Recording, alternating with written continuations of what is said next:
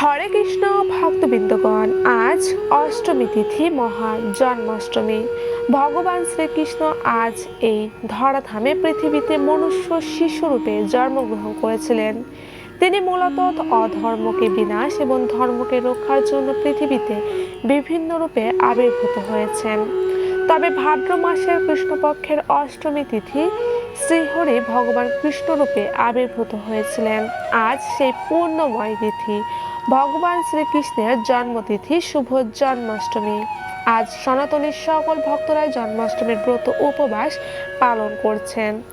আজকের এই জন্মাষ্টমীর ব্রত পালনে যেমন সকল পাপ থেকে রক্ষা হবে ভক্তবৃন্দ, তেমনি দম্পতি ভক্তরা এই ব্রত পালনে সুন্দর পুত্র সন্তান তারা লাভ করতে পারবে। তো বন্ধুরা, আজ মহা জন্মাষ্টমীর দিন সকল ভক্তকে জানায় অনেক অনেক শুভেচ্ছা ও অভিনন্দন। আজ সকল ভক্তদের একটি বার হলেও উচিত জন্মাষ্টমীর ব্রত কথাটি পাঠ বা শ্রবণ করা। পরিবারের মঙ্গলের জন্য এবং পরিবারের মঙ্গলের কামনা এবং সন্তানের মঙ্গলের জন্য পাঠ করুন। একটি বারের জন্য হলো ভক্তবৃন্দগণ ভগবানের এই জন্মলীলা ব্রত কথা, অর্থাৎ সেই জন্মাষ্টমীর ব্রত কথাটি আজ অবশ্যই একটি বার হলেও আপনারা দিনের যে কোনো একটি সময়ে অবশ্যই পাঠ বা শ্রবণ করুন। শ্রাবণ মাসের কৃষ্ণপক্ষের অষ্টমীর নাম শ্রীকৃষ্ণ জন্মাষ্টমী। ভবিষ্যত্তর পুরাণে যুধিষ্ঠির শ্রীকৃষ্ণ সংবাদে শ্রী জন্মাষ্টমী ব্রত মাহাত্ম্য বর্ণিত রয়েছে। একদিন মহারাজ যুধিষ্ঠির ভগবান শ্রীকৃষ্ণকে জিজ্ঞাসা করলেন, হে প্রভু, শ্রাবণ মাসের কৃষ্ণপক্ষের অষ্টমীর নাম কি তা কৃপা করে আমাকে বলুন। শ্রীকৃষ্ণ বললেন, হে মহারাজ, এখন আমি সেই পবিত্র ব্রত মাহাত্ম্য বর্ণনা করছি, মনোযোগ দিয়ে তা শ্রবণ করুন। হে পাণ্ডব, যে স্থানে মানবগণ বর্ণমালায় লিখিত আমার নাম বা চিত্রপটে অঙ্কিত আমার শ্রীমূর্তিকে চন্দন চূর্ণাদিতে চর্চিত করিয়া ও সর্বলঙ্কারে ভূষিত করিয়া আমার পূর্ণ জন্মদিনে সর্বদা পূজা করে, সে দেশে কখনো পরচক্রের ভয় থাকে না। যথাসময়ে বৃষ্টিপাত হয় এবং অতিবৃষ্টি, অনাবৃষ্টি, পতঙ্গ, মূষিক প্রভৃতি ইতি ভয়েরও আশঙ্কা থাকে না। দেবকী চরিত্র ও আমার জন্ম বৃত্তান্ত যে গৃহে লিখিত থাকে এবং পূজিত হয়, সে স্থানে সকল সমৃদ্ধির সমাগম হয় এবং কোনো প্রকার উপদ্রব থাকে না।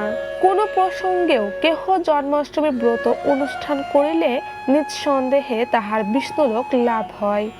হে ধর্মরাজ, নন্দগোপের আনন্দদায়িনী সেই স্ত্রী জন্মাষ্টমী তিথি জীবগণেরও পরম মহা আনন্দ বিধান করে। সুতরাং এদিনে নন্দ যশোদা সহ তৎপুত্রের পূজা করিলে বিষ্ণুর পরম পদ লাভ হইয়া থাকে। জন্মাষ্টমী বাসরে ভোজন করিলে ত্রিভুবনের যাবৎ পাপ ভোজন হইয়া থাকে। তিলমাত্র উদার পূরণে যমদূতগণের নিকটে সেই ব্যক্তি তিল তিল করিয়া যাতনা পিষ্ট হয়। দ্বাদশী ব্রত অনুষ্ঠান করিলেও তাহার নরক হইতে উদ্ধার নাই। জয়ন্তী ব্রত মানে শ্রী জন্মাষ্টমী ব্রতে যিনি বিমুখ, তাহাকে ব্রহ্মা হত্যা, সুরাপান, গোবধ, স্ত্রী হত্যা প্রভৃত মহাপাপ তাকে স্পর্শ করে। এই জন্ম অষ্টমী ব্রত পালন না করা ব্যক্তি ইহলোক বা পরলোক কোথাও তাহার সুখ লাভ হয় না। যে নারী প্রতি বর্ষে এই পরম পবিত্র ব্রত পালন না করে, সে সর্প হইয়া বনবাস করে এবং উক্ত ব্রত বিমুখ নর কুরাক্ষস রূপে জন্মগ্রহণ করে। শ্রীকৃষ্ণ জন্মাষ্টমী ব্রত ত্যাগ করিয়া যদি কেহ অন্য ব্রতের সাধন করে, তবে সেই ব্রতজনিত কোনো পুণ্যই তাহার লাভ হয় না। নিজ ধর্ম অনুসারে এমনকি অল্প বিত্ত ব্যয়েও এই ব্রত অনুষ্ঠান করিতে হইবে, নচেৎ চতুর্দশ ইন্দ্রপাত যাবৎ নরকে বাস করিতে হইবে। কলিযুগে যে সকল ধন্য ব্যক্তি সর্বপাপ হারিণী শ্রীকৃষ্ণ জন্মাষ্টমী তিথিতে উপবাসী থাকিয়া শ্রীহরির পূজা করেন, সংসারে তাহাদের কোনরূপ ভাবভীতি থাকে না এবং তাহারা যে স্থানে বাস করে তথায় কলি অবস্থান করে না। ব্রহ্মপুরাণেও সে কথায় ব্যাখ্যা করা হয়েছে। কংসাদি অসুরগণের বিনাশের জন্য শ্রীহরি যে দিনে আবির্ভূত হয়েছিলেন, সে পরম পবিত্র দিন সকল মঙ্গলের অলয়। সনাতন পুরাণ পুরুষোত্তম শ্রীকৃষ্ণের ভূতলে সেই সাক্ষাৎ অবতারণের মহাতিথি যে অনায়াসে মুক্তিদানের সমর্থনা, ইহাতে আর আশ্চর্য কি। এই ব্রত ধারণের পরম মঙ্গল, ইহাতে পরম তপস্যা এবং ইহাতে পরম ধর্ম। শ্রাবণ কৃষ্ণ জন্মাষ্টমী তিথি ধর্ম, অর্থ, কাম, মোক্ষ প্রদানকারিণী। যাহারা উক্ত ব্রত অনুষ্ঠান স্বয়ং করেন এবং অপরকেও করাইয়া থাকেন, লক্ষ্মী দেবী তাহাদের ঘরে অচলা হইয়া অবস্থান করেন। এ ব্রত সাধনে যে ফল লাভ হয়, উহার তুল্য বা অধিক ফল বেদে বা পুরাণেও দেখা যায় না।